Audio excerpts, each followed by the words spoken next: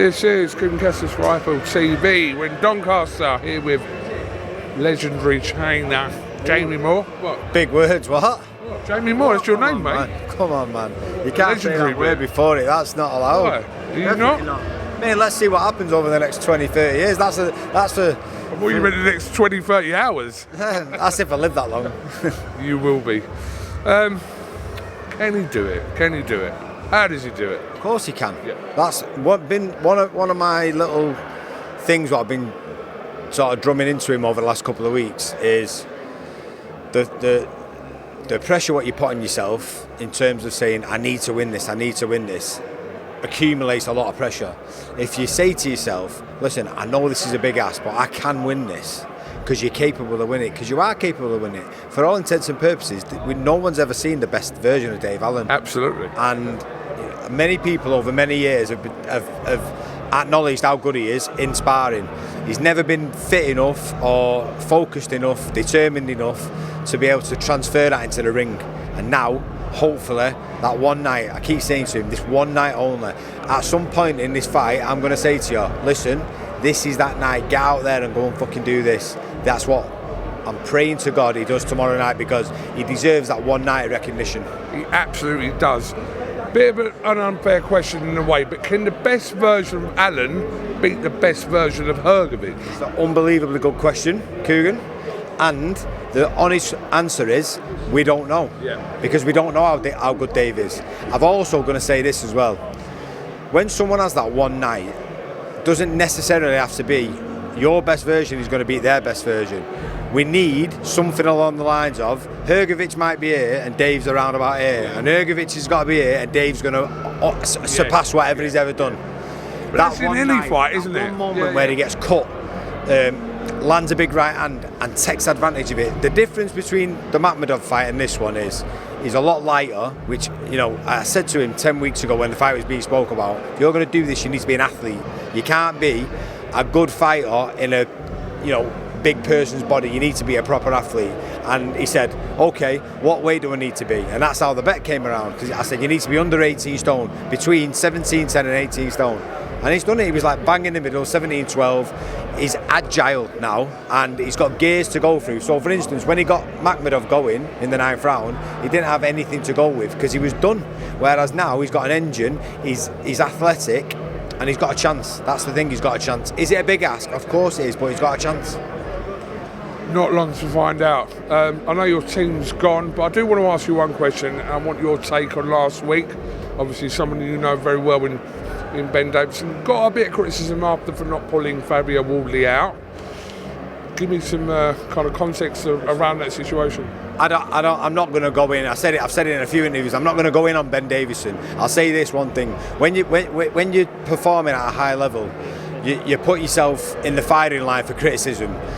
Sometimes you get praised, massively praised, and sometimes, you know, you might not make the right call. The only way I look at it is when I watched that fight, it was one of the most unbelievably exciting fights I've ever watched. I was really uncomfortable in the last 2 rounds. That's the only way I can put it. And you know, you could see the referee taking him to see the doctor a couple of times, which is the process what you have to go through. If the referee feels like the fight needs to be stopped, but there's not an actual moment where he can stop it, so maybe the doctor has to take accountability as well.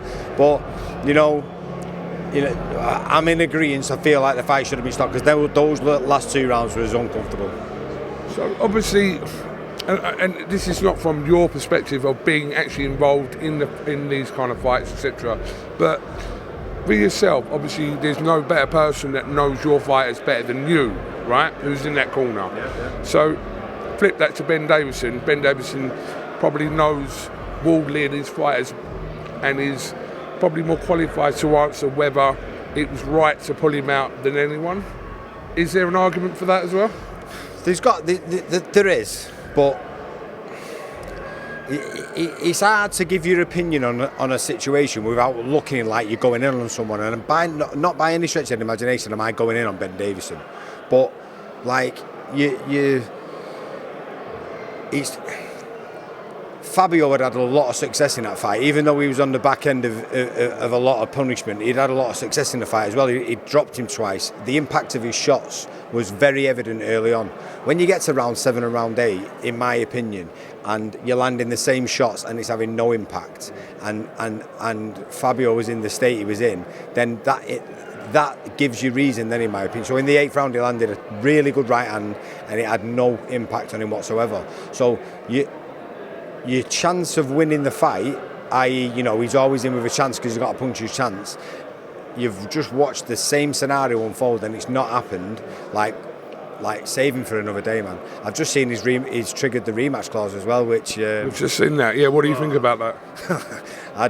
I don't think it's a great move. Look, he's been in 4 fights on the bounce, which are really taxing, miles on the clock type fights, and he's the hardest man I've ever seen.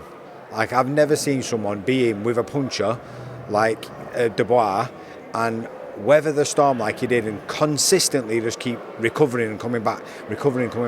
But then those fighters need saving from themselves. You can't just let him keep going, because in the future he's going to have to be in a position where he's looking after his family, and his health is wealth. This is only boxing. They provide entertainment for us, but at some point, when they're going to be that brave, they need saving from themselves.